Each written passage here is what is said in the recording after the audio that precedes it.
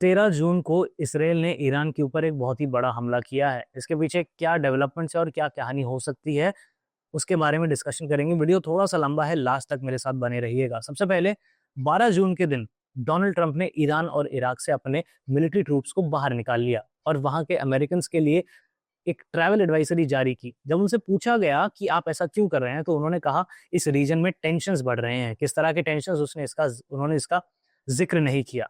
उसी दिन CBS news की तरफ से एक खबर आती है कि इसराइल ईरान के ऊपर एक बड़ा ऑपरेशन लॉन्च कर सकती है किसी भी समय। खबर आने के 7 घंटे के अंदर अंदर इसराइल ईरान के ऊपर 200 फाइटर जेट्स के साथ हमला करता है। टारगेट हैं 6 मिलिट्री ठिकाने, जिनमें से 4 हैं न्यूक्लियर साइट्स, और सारी की सारी साइट्स को वो हिट करते हैं। जानते हैं इसके पीछे की कहानी आसान भाषा में। 1968 में ईरान ने एक न्यूक्लियर नॉन प्रोलिफरेशन ट्रीटी को साइन किया।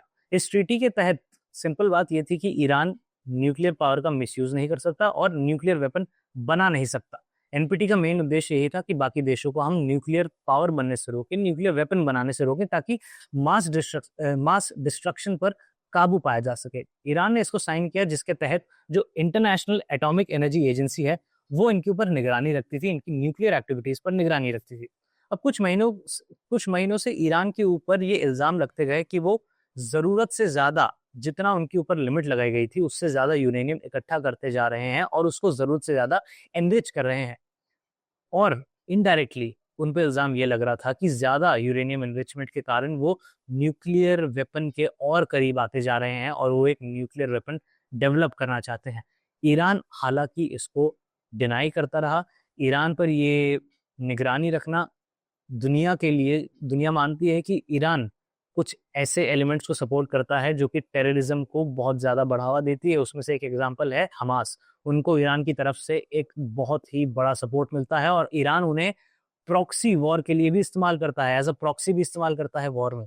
तो इसलिए लोगों को, दुनिया के अलग अलग देशों को खतरा है कि ईरान न्यूक्लियर वेपन बिल्कुल बनाना चाहता है और उसका गलत इस्तेमाल करना चाहता है।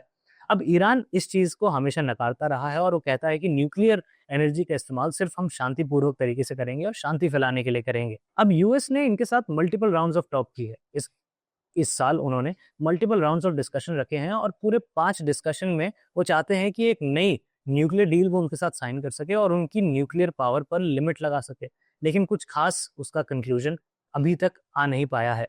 इसी के बीच में चलते आईएईए ने, इंटरनेशनल एटॉमिक एनर्जी एजेंसी ने डिक्लेयर कर दिया कि ईरान एनपीटी के टर्म्स के साथ कोऑपरेट नहीं कर रहा, वही एनपीटी जो उन्होंने 1968 में साइन किया था। अब ईरान का कहना है कि अमेरिका जबरदस्ती डीस्टेबिलिटी इस रीजन में क्रिएट कर रहा है और हमें कोई और नहीं बता सकता कि यूरेनियम हम किस तरह से इस्तेमाल करें, क्योंकि हमें उसकी बेहतर तरीके से जानकारी है और हम शांतिपूर्ण तरीके से उसका इस्तेमाल करेंगे।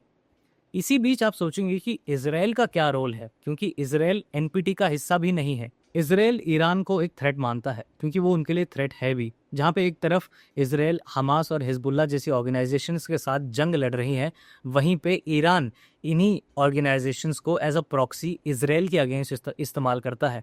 इजराइल खुद भी ईरान के ऊपर पहले भी कुछ अटैक्स कर चुकी हैं, कुछ अंडरकवर ऑपरेशंस और कुछ अटैक्स ओपनली, जो कि उन्होंने लास्ट ईयर भी किया था। ऐसे अटैक्स वो कर चुकी हैं। और इजराइल का कहना है कि आप जो बातें करके इनकी न्यूक्लियर पावर्स पर कंट्रोल करने की बात करते हैं वो बिल्कुल गलत है। इजराइल का मानना है कि हमें ये करना चाहिए कि इनकी न्यूक्लियर साइट्स को ढूंढो, वहां जाओ और उन्हें उड़ा दो, जो कि इजराइल ने क्लियरली यहाँ करने की कोशिश की है।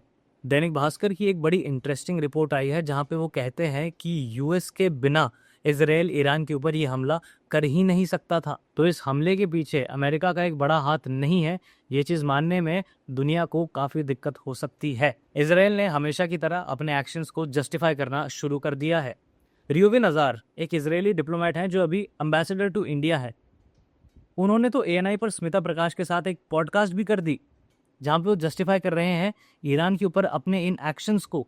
इतनी जल्दी इजराइल जानती है उनके देश में नेतन्याहू जो है, नेतन्याहू की कोलिशन गवर्नमेंट अपोजिशन की तरफ से प्रेशर झेल रही है, तो उनके लिए दुनिया में एक नैरेटिव सेट करना बहुत ज़्यादा ज़रूरी है। इसलिए इतनी जल्दी इंडिया के साथ वो पॉडकास्ट करने आ गए हैं, इंडिया में लोगों को बताने आ गए हैं कि हमने ऐसा क्यों किया है। क्योंकि एक नैरेटिव बिल्डिंग उनके लिए बहुत ज़्यादा ज़रूरी है। और अभी लेटेस्ट खबर ये है कि रिटेलिएशन में ईरान ने भी लगभग 100 ड्रोन्स इसराइल की तरफ भेज दिए हैं और माहौल अभी काफ़ी ज़्यादा गर्म है।